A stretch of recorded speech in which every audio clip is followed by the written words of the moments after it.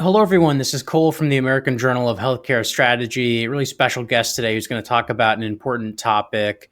Cassandra. Cassandra, can you please introduce yourself and give us a little bit of information about your background? Absolutely. Well, I'm Cassandra Stompoly, and I have been a labor and delivery nurse for the majority of my nursing career, which has been a little over 24 years. I got into leadership about 6 years ago, 6 years ago, and been in different leadership roles, but the majority of my leadership has been within women's and children's services. Um, that's a high level, I guess, overview Of course. about me and what I've come from.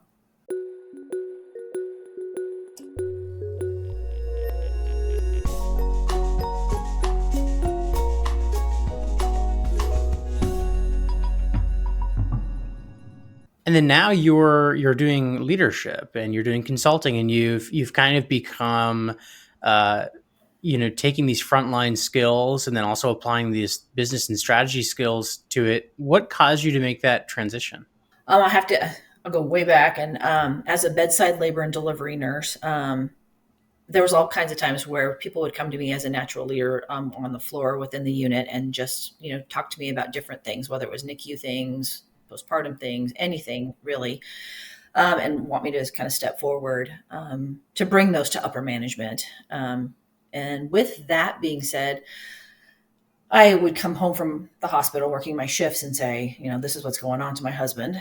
And he would be like, well, he'd listen for a long time. And then finally, I think he said to me, well, it's time to put up or shut up. And you can either go back and get your master's and try to do something different and make a difference, or you're going to continue to do what you're doing at the bedside, knowing that leadership will potentially, you're not going to have a whole lot of say in it.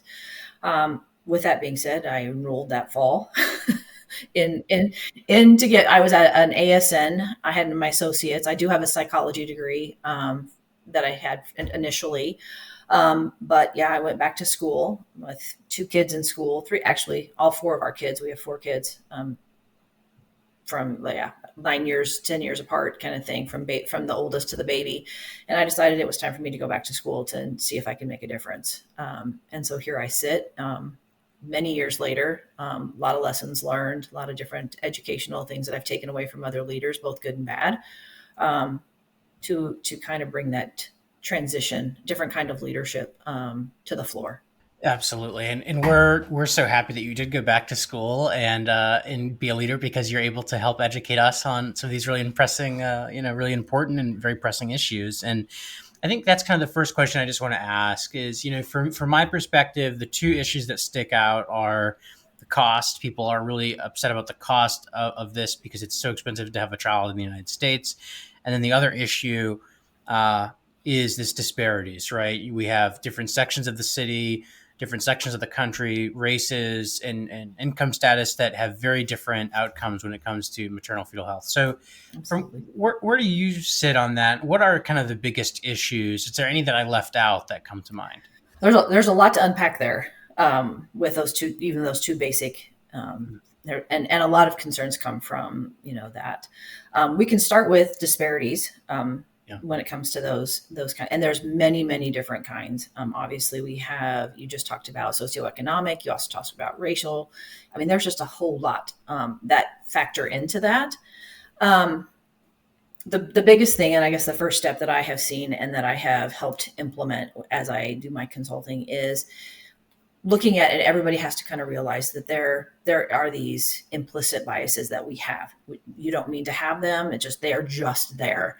And so recognizing that there are differences, right? There are differences within culture. There's differences we have a lot of different nationalities and cultures in the United States. We are the melting pot. And we need to recognize where we stand with those. And especially in labor and delivery, there's a lot of different things that you're trying to do. And, patient arrives, and if they're not speaking English, then we need to recognize that we need to get an interpreter. Like, we need to have that. We need to address that. A lot of hospitals are moving towards, not all, but the majority of them are moving towards having annual competencies in these different biases that we have, and making sure there's a difference even within the hospital. Not just, there's a difference between a labor and delivery patient and a med surg patient when it comes to those biases. So we have to recognize that and educate and make sure that we're doing that on an annual basis. And when we see something, if a coworker, you see some kind of bias there, we need to address that in the moment, because we do need to make sure that we're taking care of our the complete patient, mom, baby, family as well. When it comes, that's just the tip of the iceberg, right? There's so many different things that kind of go with that. One of the main focuses now is surrounding depression and postpartum depression and what that looks like, and how do we address those kinds of issues within the pregnant postpartum patient. A lot of this is education within not only the labor and delivery staff, but also including the family, and having that. They see that patient every single day. They're having that discussion with them, and we need to make sure that we're addressing that and recognizing it. There's no shame in having postpartum depression. There's no shame in having any kind of mental health issue in general. But we need to make sure that we're opening up in the lines of communication so that we can address those and take care of our patients holistically when it comes to that stuff. And that includes doing it. We have started doing postpartum depression scale screening prenatally. We do it at delivery. They do it postpartum as well. So these are all questions that are being asked prenatally the first time you come to present to the hospital, whether it's for a triage or for an induction or just active labor, but also postpartum.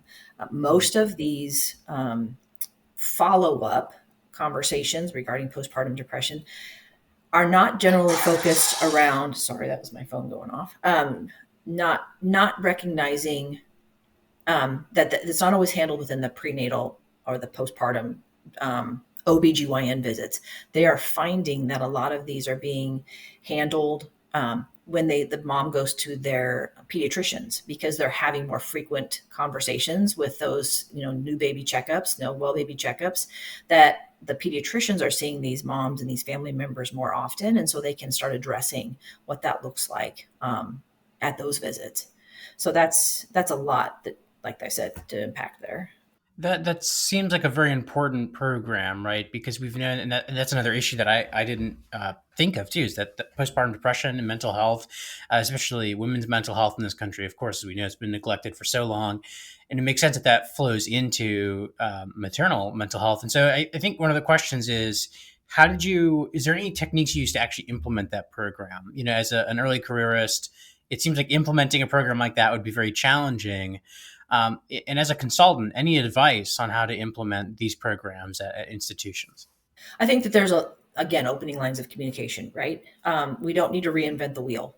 There's hospitals across the United States that I have either worked in or been a consultant in, that you don't have to, bringing these forward and talking about these with upper leadership is really being, it's a patient safety focus, right? We need to make sure that we're doing what's best for our patients and our staff. And so how do we take care of everybody across the board? And so you don't need to reinvent the wheel. It's a matter of reaching out and saying to another hospital, local hospital, sister hospitals, right? What have you seen? What are you doing? How have you addressed this issue here? And if you don't have that connection, it's trying to find, reaching out and saying, okay, I need some help in this area.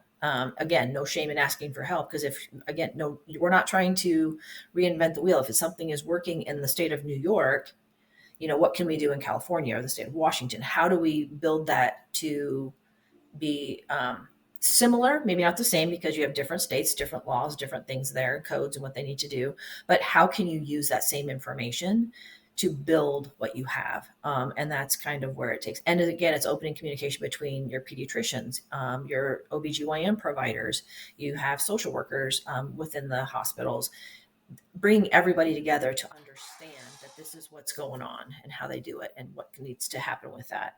One of the questions I have on that note is, how do you stay up to date? How do you stay in contact with all these organizations? Like you said, that collaboration, that knowledge sharing is important, but that seems very time consuming. Is this where as a consultant, where you're spending a lot of your time, is gathering this knowledge?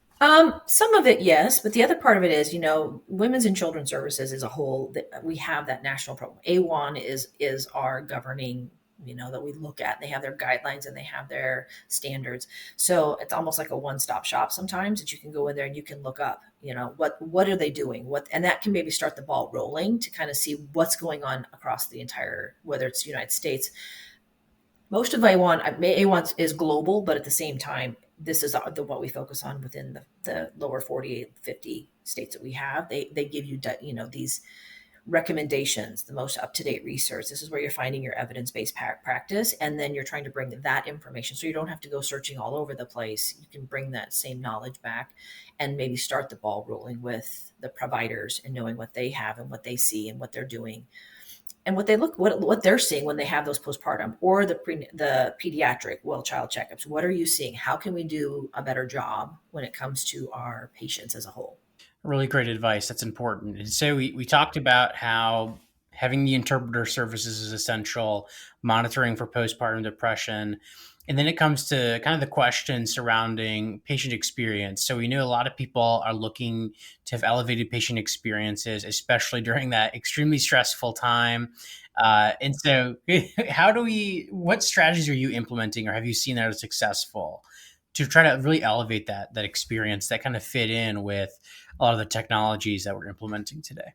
Yeah. So technology wise, I mean, I'll be honest, and anybody probably who's listening is healthcare wise, everything changed with COVID, right? Everything changed. The way we see healthcare, the way we deliver healthcare, all of that technology that we didn't always use on a regular basis became very important during COVID because we had a lot of people that did not want to go to the hospital. We had people that did not want to go to their doctor's appointments because they were too scared of what that would look like, right? And what they would be exposing themselves. And as a pregnant mother, what are you exposing yourself to, when you're going to the doctor? You're not really sure. So with COVID, it brought about a lot of different changes. We are looking at how are we using our technology to reach some really remote places. People, are able to, usually you have your cell phones. Most people have a cell phone now. And so using that technology or a computer, whatever they have to have those doctor's visits, that telehealth is huge across the board. How can we keep in contact with our patients when they need to be seen? So it's not a barrier. It's not a hindrance to getting prenatal care or postpartum pediatric care down the road. What does that look like? The other part of that is you have this telemedicine. If you've got somebody who is very high risk, you've got severe hypertension, you've got gestational diabetes, you have all of those kinds of specialists that the patient may or may not be able to get to all of those appointments, because of different reasons, social determinants that they have, whatever that looks like. So how can we bring that patient in contact with them? And that's where our telehealth, we have lots of times, technology is wonderful where we have gestational diabetes that can be monitored from afar, and a central location can see that a mom has taken a blood sugar. A gestational diabetic mom can have a blood sugar that is way out of range, high or low, and that person immediately knows that in that center, in that centralized call center, that something is going on. And so their policy may be to recheck a blood sugar and take and eat something and recheck your blood sugar after you've given yourself some insulin, and follow back. If it's still out of range, then there's a contact, there's a phone call, there's how are you doing? Do we need to have you go to the doctor? Do we need to have you go to the emergency room? Where do we need to stand?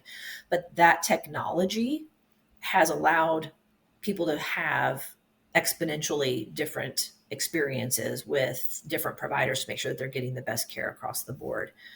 It's also with that same thing with electronic not fetal monitoring, but the medical record. Different providers can actually see and document. So there's not that gap of I need to get my medical record from physician A to take it to physician B, who then may send me to physician C. You're not trying to, as a patient, to collect all of that and take it in. As long as we're able to share, and if they have the similar medical records, they can see each other's their notes. So this patient who's probably high risk, like I said, seeing different physicians, they don't have one more thing to take and remember or to take care of. That's so important because there's a lot of people that you're dealing with when you're pregnant, right? It's not just your one doctor. You have a ton of people. Well, and then when you come into the hospital, there's other, I mean, we have, it used to be back in the day when I first started, you were hooked up to the monitors and you were connected to a machine, right? You were connected to that. You're watching contractions, you're watching the fetal monitoring, the heart rate. And when a patient had to get up to go to use the bathroom, if they were sitting to get an epidural, you were fighting with the cords. Nowadays, they have wireless ones that patients can walk around the room Hmm. with this great technology, and the baby can be monitored as they're doing. If they're sitting on a birthing ball, rocking in a chair, walking the halls, if they have enough technology that gets it wireless throughout the hallways, those kinds of things. So we're not losing data knowing if our baby is doing okay and how mom's doing, but but you're not worried about the cords, and you're not worried about all of what the interaction and the barriers to having that patient have the experience that they want to have. Right. And so that clearly would create a much kind of elevated patient experience compared to the traditional, having the Right. wiring. And also that flows into the telemedicine, being able to access the specialists, really high quality care, being able to not have to worry as much about your blood sugar because it's being monitored. I mean, those things are excellent. One of the Yeah. concerns that might be presented, though, is when it comes to budgeting and prioritization. And this also goes into best practices. So when we're looking at some of these rural hospitals or hospitals who might have had some financial problems, they haven't been advancing at the same rate.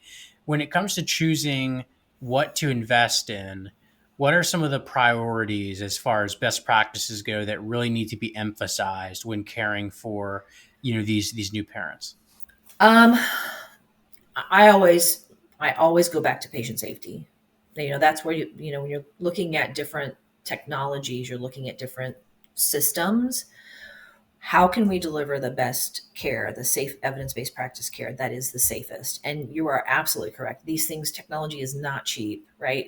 Everything comes down to that bottom line. And hospitals after COVID have struggled. We've heard about them, the struggle, meeting the expectations, doing more, the staff and, physicians and providers, clinical team doing more with less, right? We're trying to make sure that and so it's a challenge. And so I always try to take a step back, especially with consulting, and saying, hey, listen, what do our budget look like?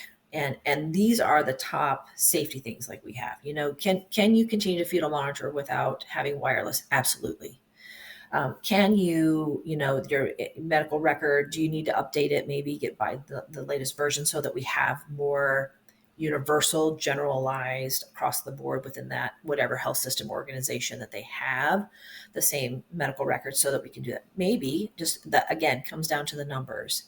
Um, but then telemedicine is huge. I would say that's probably where I would start, just because if you can connect the patients with not only the prenatal, your OBGYN, but you've got any other consulting aspects that this patient may need, that's going to be able to deliver high quality patient care, patient safety. And you're going to have a mom who, while they may be rural, will have a better experience. We'll come in with better prenatal records so that we can then take and know the bigger picture when we're delivering them and taking care of them postpartum. Does that increase the catchment area a lot then by enabling that telemedicine service of Yeah. Yeah. I think that it gives you, I mean, you can reach a lot. I mean, I'm in a hospital right now that is very small, but it's servicing the whole county and beyond. So having to drive, an hour and a half to 2 hours for a 30-minute doctor's appointment or 45-minute doctor's appointment, whatever, that's a lot to ask a mom. Even a first time mom with children, it's even more of a struggle because you're trying to wrangle all those little ones and get them in the car and get to the doctor. And if you have the ability to have a conversation like we are right now, it makes it so much better. The patient feels like they're getting that care that they need, and they want it. All moms want to do what's best for their babies. They want a healthy baby. And so taking that off of their plate is huge. I appreciate that advice because I also think about how that could impact social determinants of health, right? Because Yeah. transit's an issue. Yeah. A lot of these soon to be mothers are still working, right? Yeah. And so that's also a thing. Have you seen in your experience where the telemedicine has of course increased catchment, but has also reduced some of those kind of mortality factors in terms of SDOH? Yeah, absolutely. I will tell you though, social determinants of health in general, there it is obviously something that we are monitoring, and every hospital should be looking at when people arrive to there. Is it done 100% of the time? No, but it is increasing. And so getting everybody on the same page and making sure that we're addressing all of those social determinants, right, that are going to impact this patient as a whole, and trying to handle all of that and help them manage that is it's not new, but it's evolving. It's continuing to evolve in what that looks like. Now repeat the question, Cole, because I was like going down another rabbit hole with social determinants. Do I see that it's the catch, like the net that we're throwing is capturing, and it's giving us better outcomes? Yeah, is the kind of the telemedicine approach, we know that it's increasing the catchment area, it's capturing rural areas, it's capturing Yes. individuals who might not have been captured, which is Yes. great. At the same time, though, is it also helping us to reduce some of these barriers? Yeah, and what we're seeing, hospitals are obviously looking at different kind of metrics and benchmarks right across the board.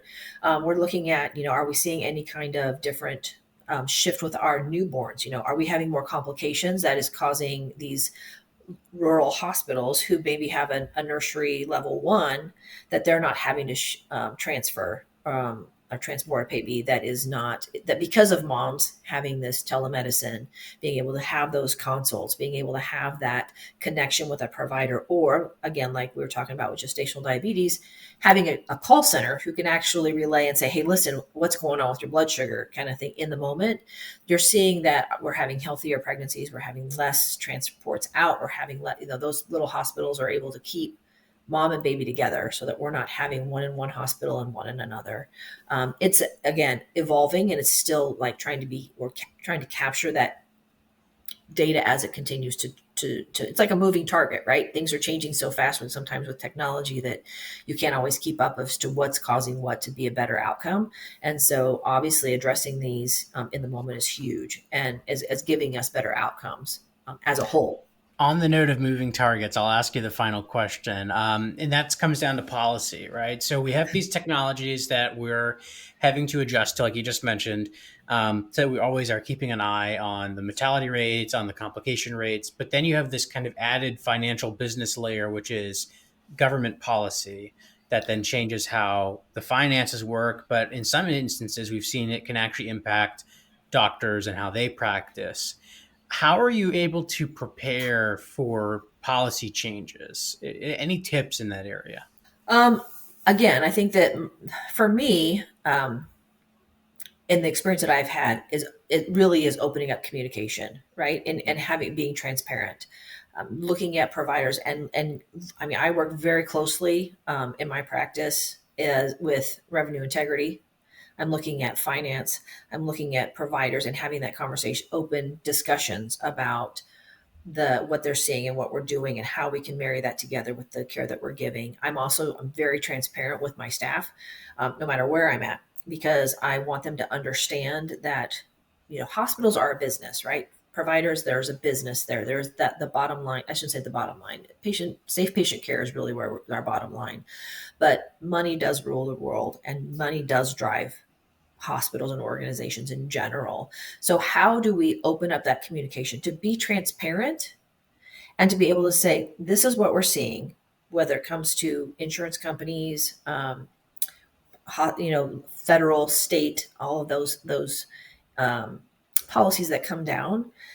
How is all of that impacting this? And everybody's an individual, so what I get and what you get and what whoever's listening to this get, it's all individualized to a certain extent. And so when somebody comes in for labor and delivery, we have a range of how we're doing this and handling that. I really look at, and it's one of the first things I do, is a hospital productivity within the women's services area and see where we're at. Like I said, reaching out to our revenue integrity. What are we able to do? What's going on behind the scenes, so that I can understand the bigger picture of what what the hospitals is facing when it comes to these policies. It can be tricky, I'll be honest. Every state has a little bit of different stuff, right? Even things are coming down. You have to be able to move and adjust. That's probably one of the biggest struggles, I would say, just because it's not universal. Every state has something different. So diving into that state's issues and that state's policies and their and what the standard of care is and what the scope of practice is and what does that all impact and how does different insurances impact that state. Um, it can be a moving target, but again, it's opening up the conversation. There's a lot of people that are going home since COVID. I would say the beginning of it was in COVID. Most of our maternal patients, our postpartum patients, are going home at that 24-hour mark Hmm. because when COVID, nobody wanted to be in the hospital. And now they're finding that, going home at 24 hours, if everybody is healthy and it's a good idea to discharge and it's not, 11:30 at night, we're trying to send a new mom home, that's you have to look at that and see what that looks like. Obviously, the goal is always safe patient care. So getting those patients who want to go home, they don't want to be in the hospital. Even a new mom, she's getting the care that she needs, but she doesn't want to stay there. She's more comfortable in her own environment with her family and her friends around, right? So having that and having that conversation, we're trying to do what's best for everybody involved, and making sure that we're doing that with safe discharges with both mom and baby. That does help the bottom line. Doing it, if that means in one state that it's a bucket of money and it doesn't matter if you discharge at 24 hours or 3 days later, basically, what does that look like and how much revenue is coming in? There's other states that I've been in where it's not. It's the patient comes home, is there, and they're one day, and if they stay the next day, and it's that's the way that needs to be, that they don't want to be discharged right away, and insurance is going to pay for 2 days for a vaginal delivery and potentially 3 days for a C-section. Then what's the best there? It's not just always a bucket. Sometimes it's day by day, post-op, post-day delivery, 1, 2, 3, or is it a bucket kind of thing? Which is nice because I obviously am, and we talked about earlier, I'm married and my husband was a insurance attorney, so I have lots of conversations that we talk about the different nuances of that, which is, I will say, credit to myself because I get to have that knowledge right there. So when I come home asking questions about different insurance things and what that looks like, it's huge for me to be able to bounce things off of him with that aspect. So that's something that's not everybody has, but I am very thankful that I do. Absolutely. And we can tell from this conversation that you're extremely knowledgeable in this area. And also that does make sense on the policy end too, where you get some of that added information from, because it's complicated. And so It we've kind is. of, you've done well. I think we've discussed the technology implementation and how that works. And then also that last piece on, um, the kind of the big challenges of the way that different states, organize their budgeting. I think that overall, one of the biggest themes, though, and correct me if I'm wrong, is that communication and collaboration throughout the entire organization is the most important thing, probably just below patient safety. Yeah, I mean, and honestly, it goes almost hand in hand because if you Mm. are opening communication, right, across the board, and everybody has the same focus of safe patient care and the patient's best experience, then it drives that patient safety. And so having that, and as a leader, one of the things is I don't have to always be right. It's not always my idea. So I always think that the more heads are better. The more heads that are thinking about a certain project, policy, whatever it happens to be, you get different areas of specialty that come into that. And so then you're focusing on everybody coming together for that to provide the best policy that's going to bring in all of those aspects, right? And then you put forth what addresses all of those things. And so having that, yeah, communication and transparency is really, really key, I believe. And it's something that I've used everywhere that I go, to be transparent. And there's nothing wrong with saying, that was my idea, didn't work very well. Let's try that one again, kind of thing. Let's reorganize, and what part of this went well, what part of it did we need to make a shift on, whether it's a complete shift or just a minor little tweak to something. Absolutely, yeah, they kind of go hand in hand. Very, very good advice, Cassandra. Thank you so much for coming on the podcast. We hope we can have you on again in the future. Of course, we're going to have the links in the description and whatnot. But yeah, please, our door is always open to have you. Very knowledgeable and great amount of information. So thank you again. Well, thank you for having me, and anytime.